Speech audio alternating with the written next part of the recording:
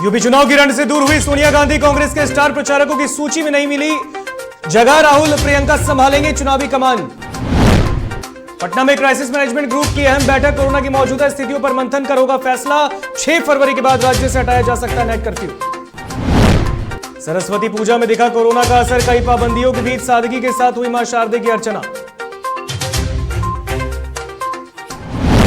बिहार में लगातार खुल रही शराबबंदी की पोल, दरभंगा में पुलिस ने 8 बोरी शराब किया जब्त, गुप्त सूचना के आधार पर की गई कार्रवाई।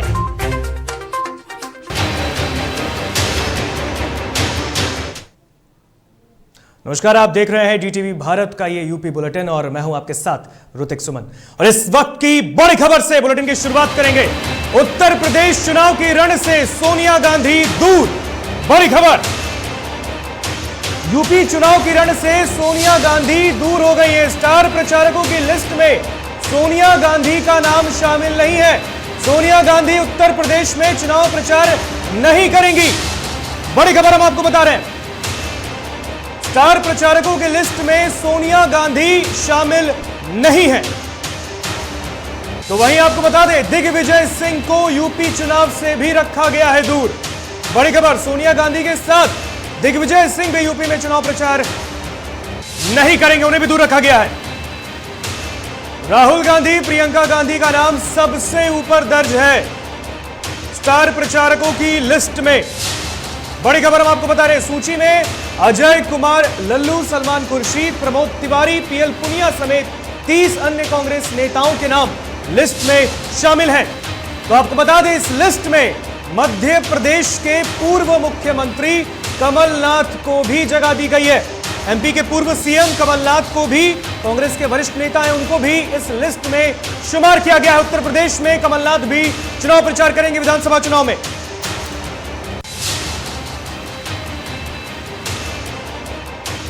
तो बड़ी खबर हम आपको बता रहे हैं, स्टार प्रचारकों की लिस्ट जारी हुई है। यूपी विधानसभा चुनाव को लेकर कांग्रेस ने इस लिस्ट को जारी किया है, लेकिन आपको बता दें, इस लिस्ट में कांग्रेस की अध्यक्षा सोनिया गांधी का नाम शामिल नहीं है, यानी कि सोनिया गांधी यूपी में चुनाव प्रचार नहीं करेंगी। इस लिस्ट में सबसे ऊपर राहुल गांधी और प्रियंका गांधी का नाम शामिल है। तो आपको बता दें, दिग्विजय सिंह को भी स्टार प्रचारकों की लिस्ट से दूर रखा गया है, यानी कि यूपी विधानसभा चुनाव में कांग्रेस की ओर से दिग्विजय सिंह भी चुनाव प्रचार नहीं करेंगे।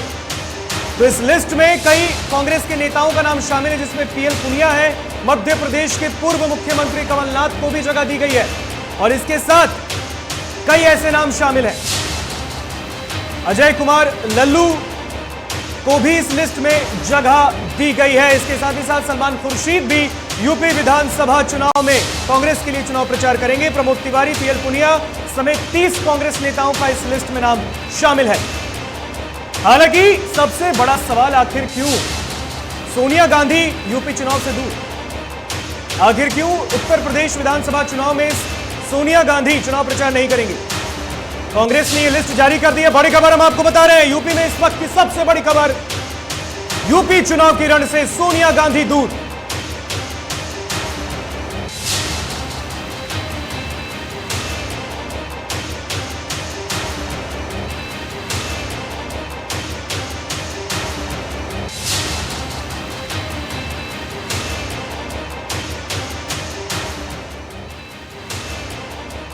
तो कांग्रेस के स्टार प्रचारकों की सूची अब जारी हो गई है, जिसमें सोनिया गांधी का नाम शामिल नहीं है। हालांकि इसमें सबसे ऊपर राहुल गांधी और प्रियंका गांधी का नाम शामिल है, लेकिन सवाल यही है कि सोनिया गांधी आखिर क्यों यूपी चुनाव से दूर है। इस पर वापस लौटेंगे, लेकिन फिलहाल हम लोग खबरों में आगे बढ़ेंगे। लखनऊ के सरोजनी नगर विधानसभा से भारतीय जनता पार्टी के प्रत्याशी राजेश्वर सिंह के केंद्रीय चुनाव कार्यालय का उद्घाटन हुआ, और इसमें मुख्य रूप से उत्तर प्रदेश के डिप्टी सीएम दिनेश शर्मा, पूर्व कैबिनेट मंत्री ब्रजेश पाठक और महेंद्र सिंह मौजूद रहे। इस दौरान बीजेपी नेताओं ने प्रत्याशी राजेश्वर सिंह के उत्तर प्रदेश विधानसभा चुनाव में जीत का दावा भी किया।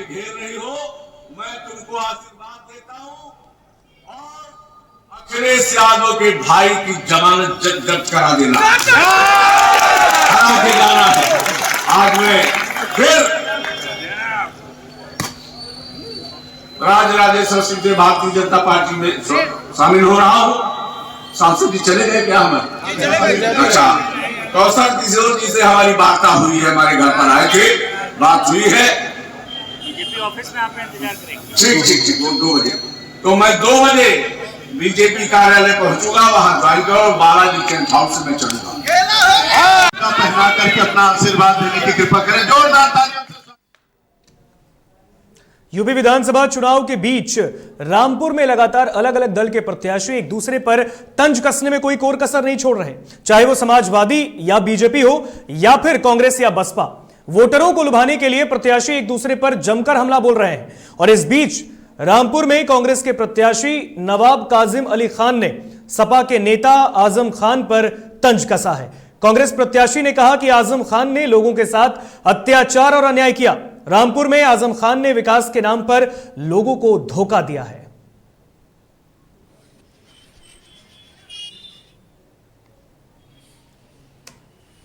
मुकाबला है, एक अपराधी से मुकाबला। यहाँ तो रामपुर और नेठौर की लड़ाई है। तो आप मानते हैं वो अपराधी हैं? मैं क्या मानता हूँ, जब अदालत मानती है तो वही सच्चाई है। अपराधी तो है ही वो। अच्छा, मेन जो कोई शक और शुबा नहीं है। जो मेन बिंदु है जिन पर आप चुनाव लड़ रहे हैं, जनता के बीच जा रहे हैं, तो क्या है? जो मेन बिंदु हैं वो ये हैं, सबसे पहले शहर में जो अंडरग्राउंड वायरिंग और जो अंधाधुंध बिजली की चेकिंग हो रही है, जितनी बिजली इस्तेमाल हो रही है बिल उससे 5 या 6 गुना ज़्यादा आ रहा है, उसको कोई देखने वाला नहीं है। पूरा शहर इस चीज़ से परेशान है। उत्तर प्रदेश के जनपद फिरोजाबाद की महत्वपूर्ण सीट की दावेदारी कर रहे बबलू कुमार गोल्डी को रसूलपुर पुलिस ने उस वक्त गिरफ्तार कर लिया जब वह चुनावी प्रचार कर रहे थे। इस दौरान बबलू सिंह गोल्डी ने पुलिस पर मारपीट और बदसलूकी करने का भी आरोप लगाया है।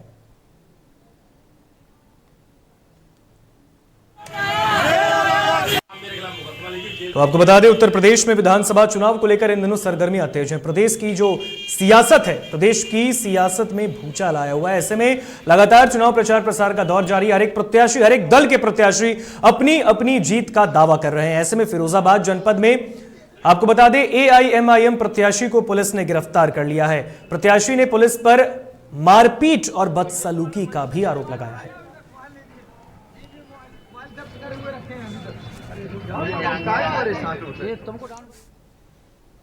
यूपी के एटा में विधानसभा चुनाव के लिए वोट मांगने पहुंचे बीजेपी के सदर विधायक की नोकझोंक का वीडियो वायरल हो गया।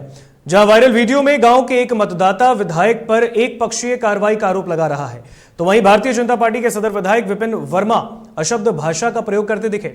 साथ ही विधायक और मतदाताओं में तीखी नोकझोंक भी चली। फिलहाल सोशल मीडिया पर वायरल हो रहा यह वीडियो कौन से गांव का है, यह स्पष्ट नहीं हो सका है।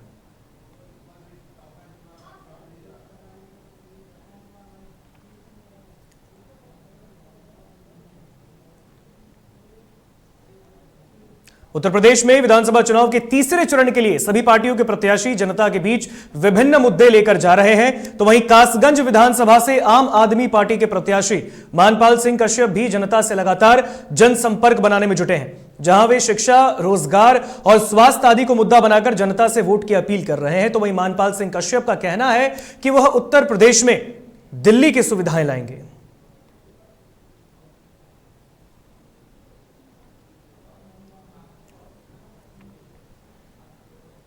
एटा जनपद में बीजेपी के वर्तमान विधायक और जलेसर से प्रत्याशी संजीव दिवाकर ने बेरनी क्षेत्र में नुक्कड़ सभा की है, जहां सभा में बेरनी क्षेत्र के दर्जन भर गांव के किसान मौजूद रहे। तो वहीं सभा के दौरान बीजेपी प्रत्याशी और वर्तमान विधायक संजीव दिवाकर ने किसानों और व्यापारियों से हाथ जोड़कर दोबारा विधायक बनाने की अपील कर डाली। उन्होंने लोगों से अपील करते हुए कहा कि 5 साल में गलती हुई हो तो माफ कर देना। उन्होंने सपा के पूर्व विधायक पर भी बिना नाम लिए जमकर हमला बोला।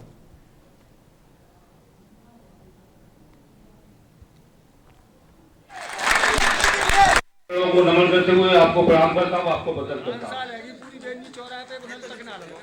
तो साक्षी मानकर मैं, अगर आप ज्यादा रहोगे तो मेरा विरोध होगा, आप रहोगे तो आपका होगा, वो चलता है। रही बात आगे जो विकास की अपने इस क्षेत्र की पूरी निष्ठा, पूरी ईमानदारी के साथ जो मुझ पर जो आज उम्मीद रखते हो कि हमारे क्षेत्र में ये इतना विकास होना चाहिए। मेरे 2 साल से तो मेरी निधि का काम, निधि का पैसा भी बंद है। सांसद विधायक निधि का भी आप पेपर में देखते हैं, सब निधि का भी काम बंद है, तनख्वाह का सब है।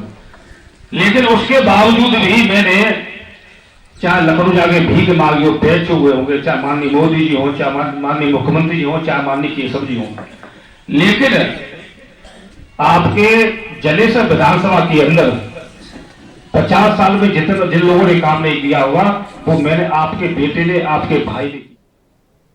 तो जिस बड़ी खबर की बातचीत हम लोग कर रहे थे, यूपी चुनाव के रण में जो सोनिया गांधी दूर हो गई हैं, इस पर सियासत गर्माती जा रही है। उत्तर प्रदेश में सबसे बड़ी खबर इस वक्त हम आपको बता रहे हैं, यूपी के चुनावी रण में सोनिया गांधी ने दूरी बना ली है। आपको बता दें, जो स्टार प्रचारकों की सूची जारी हुई है, कांग्रेस ने जो इस लिस्ट को जारी किया है उसमें सोनिया गांधी का नाम नहीं है। इस लिस्ट में दिग्विजय सिंह को भी दूर रखा गया है। हालांकि इस लिस्ट में सबसे पहले राहुल गांधी और प्रियंका गांधी का नाम है और कई 30 अन्य नेता हैं जो स्टार प्रचारकों की सूची में शामिल हैं। अब सीधा लखनऊ लिए चलते हैं, जहां पर हमारे साथ ब्यूरो चीफ सुरेश कुमार दुबे लखनऊ से जुड़े हुए हैं।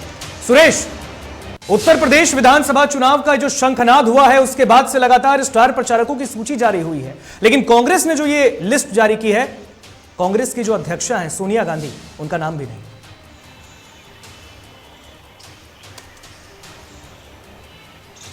जी बिल्कुल, बता दें कि जिस तरह से उत्तर प्रदेश में राजनैतिक सरगर्मियां बढ़ चुकी हैं, सभी दल के लोग अपने अपने स्टार प्रचारकों की सूची जारी कर रहे हैं, तो वहीं कांग्रेस से आज जो प्रत्याशी 30 सदस्यीय सूची जारी हुई है, इसमें कांग्रेस अध्यक्ष सोनिया गांधी और पूर्व प्रधानमंत्री मनमोहन सिंह का नाम इसमें से गायब हो चुका है।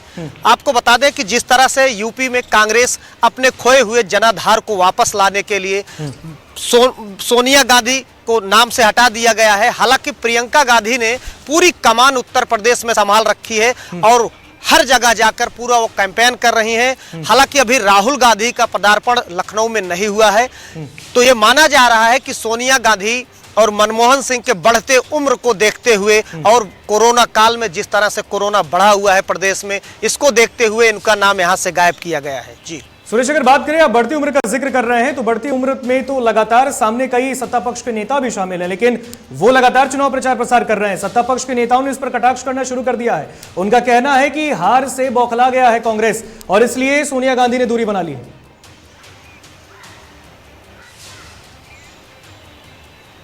हालांकि सबको अभी पता है जिस तरह से कि उत्तर प्रदेश में कांग्रेस ने अपने पूरे जनाधार को खो दिया है और इस चुनाव में प्रियंका गांधी पूरा कैंपेन कर रही हैं, पूरी मेहनत जी तोड़ कर रही हैं अपने सभी अध्यक्षों के साथ, जिला अध्यक्षों के साथ, प्रदेश अध्यक्ष के साथ। तो ये माना जा रहा है कि अभी प्रियंका गांधी उत्तर प्रदेश को चुनाव को केवल अपने हाथों में लेकर पूरे मैदान में आ चुकी हैं। हालांकि अभी इसको नहीं कहा जा सकता है कि सोनिया गांधी को किस लिए विपक्ष उनके ऊपर वार कर रहा है। हालांकि कांग्रेस जो है निश्चित रूप से इस समय मनमोहन सिंह का भी नाम शामिल नहीं है, लेकिन इसमें दिग्विजय सिंह जो कि कांग्रेस के बहुत दिग्गज नेता हैं, उनका नाम भी शामिल नहीं है।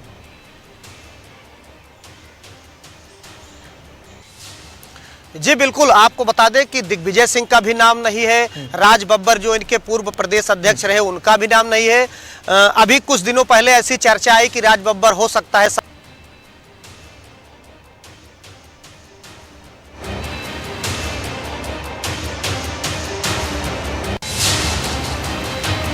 रहते थे कि जिन्होंने काफी ऐसा वक्तव्य दे दिया था, कभी प्रधानमंत्री के नाम, कभी किसी के नाम कहते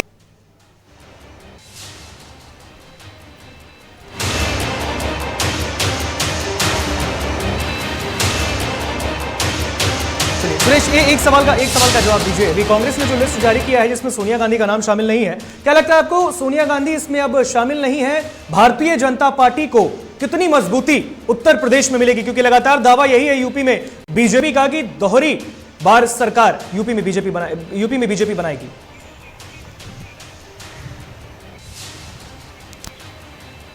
देखिए, बीजेपी सभी लोग जानते हैं कि प्रदेश में बीजेपी जो है केवल कांग्रेस को और समाजवादी पार्टी को ही अपना प्रमुख प्रतिद्वंदी मानती है।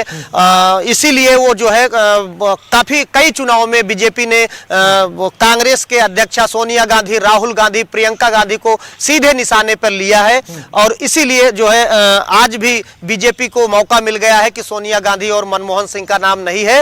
हालांकि बीजेपी निश्चित रूप से प्रदेश में काफी मजबूत है और जो भी चुनाव लड़ रहा है वो बीजेपी से ही इस समय लड़ रहा है। जी आप लगातार आप खुद देख रहे हैं, लखनऊ में भी लगातार कैंपेनिंग चल रही है भारतीय जनता पार्टी की, सुरेश, और लगातार यूपी में गृह मंत्री अमित शाह ने भी दौरा किया है। खुद प्रधानमंत्री लगातार वर्चुअली रैलियों को संबोधित भी कर रहे हैं, जेपी नड्डा घूम रहे हैं। जब बीजेपी के इतने दिग्गज नेता घूम रहे हैं तो कांग्रेस की लहर कितनी कम आपको पड़ती दिख रही है फिलहाल इस वक्त यूपी में?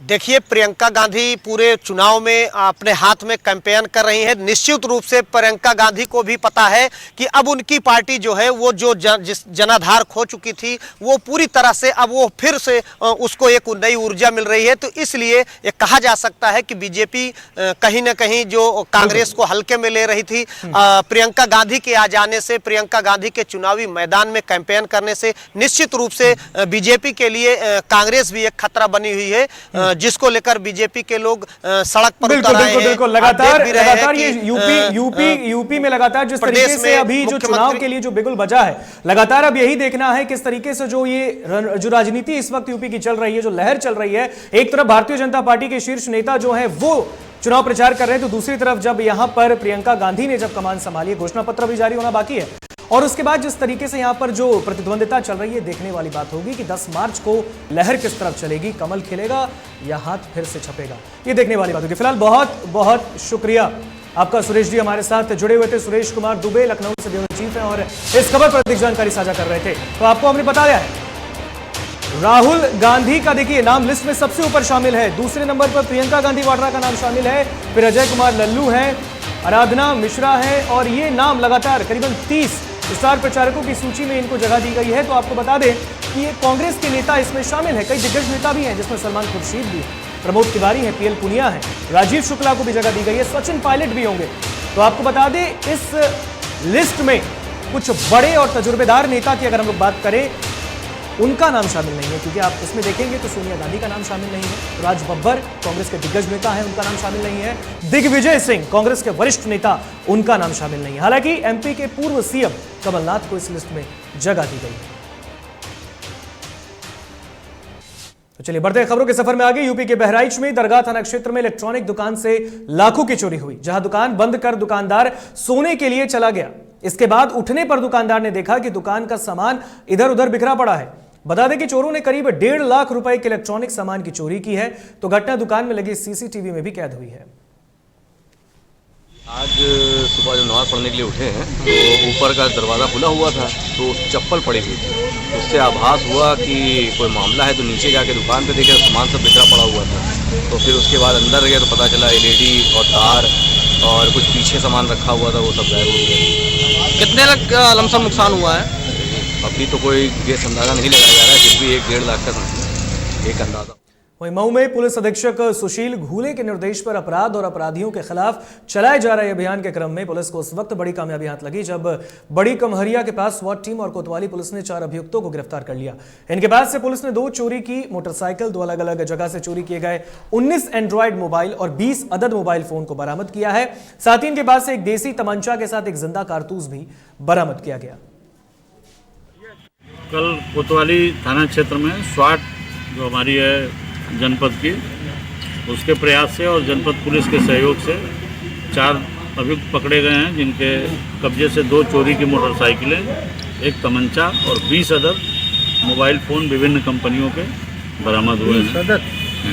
काफ़ी दिनों से रहने वाले मूल रूप से मोहम्मदाबाद और रानीपुर क्षेत्र के हैं पकड़े गए व्यक्ति, और ये शहर में घूमते थे, स्नैच कर लेते थे। जैसे आप बात करते जा रहे हैं, कहीं जहाँ मौका मिला स्नैच कर लिए, जहाँ मौका मिला चुरा लिए। तो इस तरह से बलिया के सदर कोतवाली क्षेत्र अंतर्गत बिचला घाट चौकी में शादी समारोह के दौरान एक युवक की मौत हो गई। तो पुलिस के मुताबिक मृतक शादी में डीजे संचालन का कार्य कर रहा था। इसी दौरान दूल्हा और दुल्हन दोनों पक्ष के बीच जमकर विवाद हुआ और विवाद की बचाव करने गए युवक की इसी दौरान मौत हो गई। हालांकि मौत का कारण अभी पूरी तरह से स्पष्ट नहीं हो पाया है। फिलहाल पुलिस मामले की जांच कर रही है। यहाँ पे झगड़ा हुआ था रात को। हमारा जो भाई है, चाचा का लड़का, उसकी मार कर हत्या कर दी गई है चाकू से।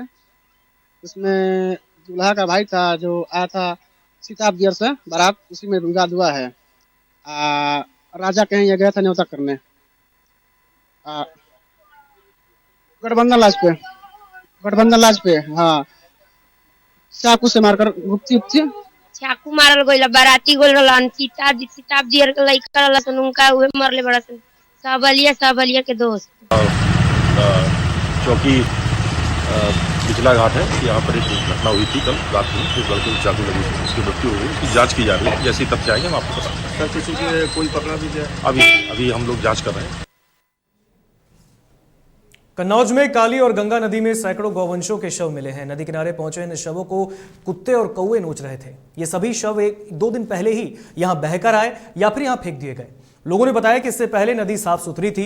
शहर के मेहंदी घाट पर गंगा और काली नदी का संगम होता है और यहां से महज 200 मीटर की दूरी पर गुमटिया गांव के सामने ग्रामीणों ने 100 से अधिक गौवंशों के सड़े गले शव देखे। इसके अलावा करीब 50 शव गंगा में बहते दिखाई दिए हैं। इस मामले में राकेश कुमार मिश्रा जो कि जिलाधिकारी हैं, उनका कहना है कि पूरे मामले की जांच कराई जा रही है। तो ये तस्वीरें आप देख सकते हैं कन्नौज की, ये तस्वीर जहां पर काली और गंगा नदी के संगम में आप देख सकते हैं कई गौवंशों के शव यहां पर मिले हैं। कुछ लोगों का कहना है कि ये नदी में बहकर आए हैं, तो कुछ लोगों का कहना है कि ये फेंक दिए गए हैं। हालांकि फिलहाल डीएम को इसकी सूचना मिली है, जहां पर जिलाधिकारी राकेश कुमार ने पहुंचकर मौके पर घटनास्थल का जायजा लिया और उसके बाद आवश्यक कार्रवाई के दिशा निर्देश भी दिए।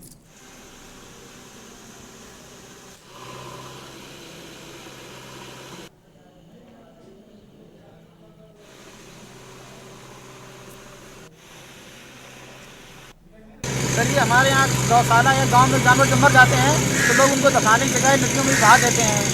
इसीलिए आगे जाके यहाँ 25-30 गाय आई हैं, यहाँ जाके आप पुल भी है तो वहाँ पे जमा काली नदी बोलते हैं। अब बाहरी बह के आई हैं। अच्छा, तो यहाँ और यहाँ पर यहाँ फाफर पाई के रुक गई।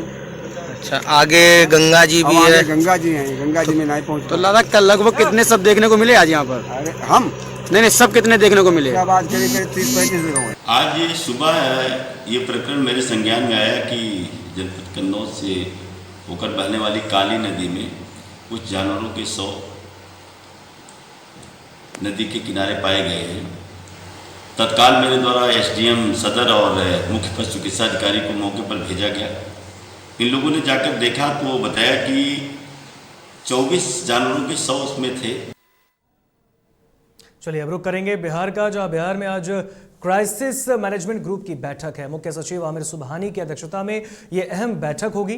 बता दें कि शुक्रवार को भी कोरोना की मौजूदा स्थिति को लेकर समीक्षा बैठक हुई थी और बैठक में पाबंदियों में छूट देने की रूपरेखा तैयार की गई। आज की बैठक में अंतिम निर्णय लिया जाएगा, जो कि 6 फरवरी के बाद राज्य में नाइट कर्फ्यू भी हटाया जा सकता है। साथ ही पार्क, मॉल भी पहले की तरह खोले जा सकते हैं। स्कूल, कॉलेज और अन्य शिक्षण संस्थानों का भी खुलना लगभग तय माना जा रहा है।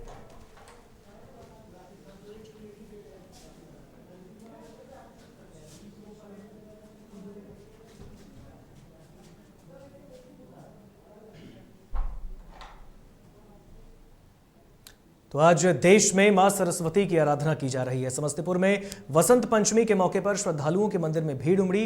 तो समस्तीपुर प्रखंड के केवस निजामत स्थित ऐतिहासिक बाबा जागेश्वर धाम में सुबह से ही जलाभिषेक के लिए श्रद्धालुओं की भीड़ उमड़ी। तो दूसरी तस्वीर आप पटना की देखिए, जहां पटना में भी बिहार एक्यूप्रेशर कॉलेज में मां शारदा की पूजा अर्चना की गई है।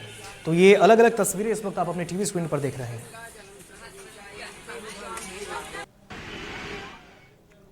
वहीं सुपौल में अब की बार सरस्वती पूजा शांतिपूर्ण माहौल में मनाया गया है, जहां पर डीटीवी भारत के संवाददाता राजेश चौधरी ने सरस्वती पूजा आखिर किस तरह मनाई, इसको लेकर शिक्षक रोशन कुमार से बातचीत की गई। आज सरस्वती पूजा है और सरस्वती पूजा किस तरह मनाया जा रहा है हम बात करेंगे शिक्षक से। सर, आज आप लोग किस तरह सरस्वती पूजा मना रहे हैं? आज का यह दिन बहुत ही पवित्र है, पावन है और हम लोग सरकार के कोविड-19 के जो गाइडलाइन है उसके अनुसार हम लोग बहुत ही सादगी से पूजा कर रहे हैं और यहाँ इसमें कोई डीजे की कोई व्यवस्था नहीं है। बिल्कुल एकदम कोविड नियमों का पालन करते हुए हम लोग पूजा संपन्न करा रहे हैं। सर, पिछले वर्ष देखा गया था कि जब कोरोना नहीं था उस समय में इस विद्यालय में भव्य पंडाल लगता था, अब केवल पंडाल भी नहीं लगा है, क्या वजह है? कोविड के अनुसार ही हम लोग एकदम बिल्कुल सिंपल तरीके से सिर्फ माँ की पूजा कर रहे हैं। तो आपने सुना शिक्षक रोशन कुमार को, उन्होंने कह दिया कि कोविड गाइडलाइंस के तहत ही शांतिपूर्ण तरीके से अब की बार पूजा अर्चना किया जा रहा है। सुमित के साथ Rajesh Chaudhary, DT Bharat, Supaul. Statue of equality. प्रधानमंत्री नरेंद्र मोदी आज हैदराबाद का दौरा कर रहे हैं और इस दौरान वह शाम लगभग 5 बजे स्टैच्यू ऑफ इक्वलिटी प्रतिमा राष्ट्र को समर्पित करेंगे। 216 फीट ऊंची स्टैच्यू ऑफ इक्वलिटी प्रतिमा 11वीं सदी के भक्ति शाखा के संत श्री रामानुजाचार्य की याद में बनाई गई है। रामानुजाचार्य ने आस्था, जाति और पंथ सहित जीवन के सभी पहलुओं में समानता के विचार को बढ़ावा दिया। यह प्रतिमा पंचलोहा से बनी है, जो 5 धातुओं यानी कि सोना, चांदी, तांबा, पीतल और जस्ता का एक संयोजन है और दुनिया में बैठने की अवस्था में सबसे ऊंची धातु की मूर्तियों में से एक है। यह 54 फीट ऊंचे आधार भवन पर स्थापित है, जिसका नाम भद्रवेदी है और इसको लेकर प्रधानमंत्री नरेंद्र मोदी ने एक ट्वीट किया। उन्होंने कहा, मैं शाम 5 बजे स्टैच्यू ऑफ इक्वालिटी के उद्घाटन के कार्यक्रम में शामिल होऊंगा और यह श्री रामानुजाचार्य स्वामी को एक उचित श्रद्धांजलि है, जिनके पवित्र विचार और शिक्षाएं हमें प्रेरित करती रहती हैं। प्रधानमंत्री कार्यालय के मुताबिक भद्रवेदी में वैदिक डिजिटल पुस्तकालय और अनुसंधान का केंद्र, प्राचीन भारतीय ग्रंथ, एक थिएटर, एक शैक्षिक दीर्घा है जो कि संत रामानुजाचार्य के कई कार्यों का विवरण प्रस्तुत करते हैं। अब आपको ग्राफिक्स के जरिए जरा बता देते हैं कि क्या खासियत स्टैच्यू ऑफ इक्वालिटी की है। प्रतिमा पंच धातु से बनी है, जिसमें सोना, चांदी, तांबा, पीतल और जस्ता का एक संयोजन है। इसके अलावा स्टैच्यू ऑफ इक्वालिटी बैठने की स्थिति में दुनिया की दूसरी सबसे ऊंची प्रतिमा है। श्री चिन्ना जीआर स्वामी आश्रम के 40 एकड़ के विशाल परिसर में यह प्रतिमा स्थापित है। 216 फीट की है स्टैच्यू ऑफ इक्वालिटी की प्रतिमा। यह भी जानकारी आपको हम दे दें। स्टैच्यू ऑफ इक्वालिटी को संत रामानुजाचार्य के जन्म के 1000 साल होने के उपलक्ष्य में बनाया गया है। तो परियोजना की कुल लागत लगभग 1000 करोड़ रुपए है। लगभग 3 लाख वर्ग फुट क्षेत्र में रामानुजाचार्य का मंदिर है। तो पूजा के लिए उनकी 120 किलो सोने की मूर्ति स्थापित की जाएगी। तो फिलहाल खबरों के सफर में इतना ही। मुझे दीजिए इजाजत। देखते रहिए DTV भारत। नमस्कार।